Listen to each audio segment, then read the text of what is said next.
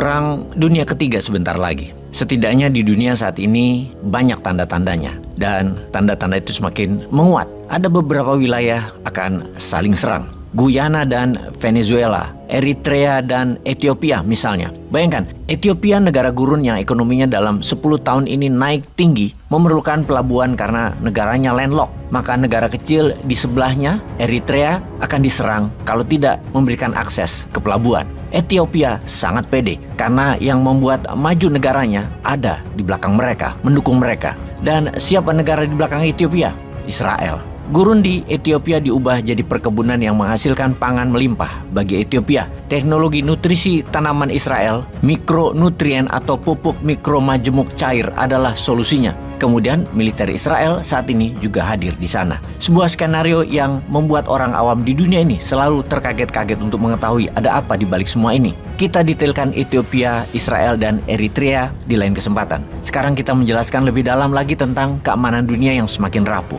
Dunia sedang tidak baik-baik saja. Sejak tahun 2018, geopolitik dunia bergeser, geoekonomi dunia bergeser. Kemudian pandemi di tahun 2020 menggeser banyak hal, menghilangkan banyak hal dan menggantinya dengan yang baru. Kemudian di tahun 2022 Februari, Eropa dilanda perang di Ukraina, NATO versus Rusia. Kemudian 7 Oktober 2023 Hamas menyerang Israel dan Israel menyerang Gaza sekarang. World at war di berbagai tempat dan perang tersebut perang multi-country di belakangnya. Ada banyak negara terlibat, sekutu masing-masing ikut berkontribusi. Secara ekonomi makro, dolar mulai melemah perannya. Secara produksi barang, negara penghasil kebutuhan dunia, Tiongkok, mulai menurunkan jumlah produksinya karena dunia sudah tidak belanja banyak lagi. Secara nilai, emas menjadi mineral yang paling diminati. Secara pangan, dunia kekurangan pangan untuk menghidupi 8 miliar penduduk dunia. Secara air bersih, udara bersih, sumber energi, semua semakin terbatas. Secara kesehatan, dunia dikuasai hacker penyakit, layaknya hacker software,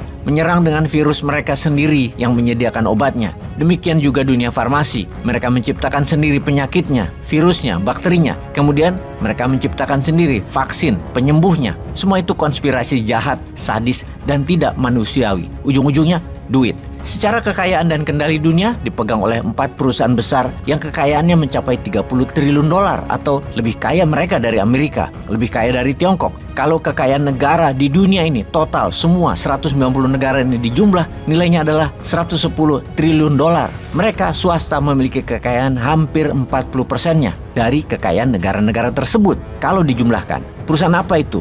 Vanguard, BlackRock, Fidelity, dan State Street.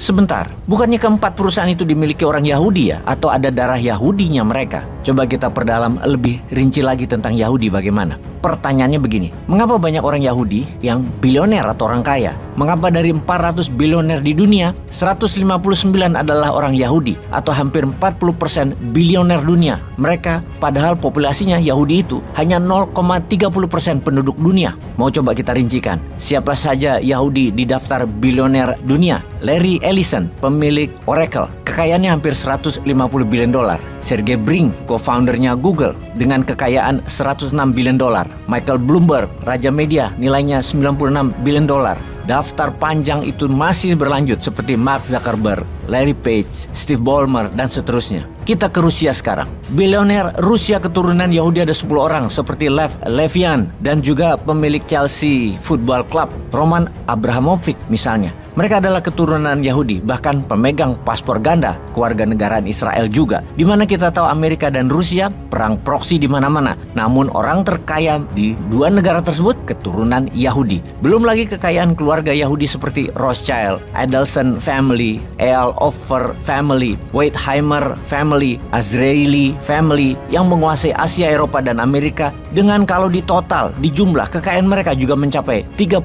triliun dolar. Kalau kita coba boikot produk mereka, maka seseorang itu yang memboikot bisa telanjang, gak punya uang di dompet karena dunia keuangan, pangan, distribusi, pergudangan, oil and gas, energi terbarukan, chips, IT, telekomunikasi, sosial media, ya semua jaringan mereka. Apakah Yahudi itu kaya karena kebetulan atau ada sesuatu yang mereka miliki yang kebanyakan manusia tidak miliki atau tidak ketahui? Apakah karena sejarah dunia sejak Kristiani menguasai Eropa di abad pertengahan, di mana Yahudi diusir, ditekan dan dituduh membawa kesialan, maka kaum Yahudi harus lebih pintar, lebih lincah, bekerja lebih keras, lebih kuat menabung, lebih kompak dengan sesamanya. Mereka lebih solutif dari bangsa-bangsa lainnya. Apa begitu? Jawabannya semuanya benar, dan ada satu hal yang menjadi kekuatan mereka. Untuk survive, mereka bergantung kepada komunitas. Mereka membangun cult, komunitas yang sangat kuat, militan, saling dukung, yang fanatik. Nepotisme, konektivitas, dan konspirasi merupakan bagian dari kehidupan Yahudi. Kalau ada satu yang mencapai ke atas posisinya, maka Yahudi lain akan digeretnya ke atas. Begitu seterusnya. Itu kalau di dunia korporasi. Kalau di dunia pengusaha bagaimana? Mereka saling ikat, mereka saling memiliki. Contoh, Vanguard memiliki BlackRock, BlackRock memiliki Vanguard. Juga State Street, mereka miliki Berkshire Hathaway, Citicorp, sekian persen di sini, sekian persen di sana, dan saling memiliki, saling kunci. Itulah mengapa mereka disebut elitis. Dia lagi yang kaya. Kalau di Indonesia, kaum elitis itu adalah mereka yang menjabat dalam kurun waktu masa reformasi ini, yang mana mereka itu adalah dia lagi dalam 20 tahun politikan Indonesia. Politik elitis terlihat saling kunci-kuncian di atas sana. Sayangnya kita di bawah ini cakar-cakaran. Mereka di atas sana bagi-bagi, peluk-peluk, ketawa-ketawa. Kita di bawah nangis-nangis, saling hujat, saling benci sampai 5 tahun ke depan.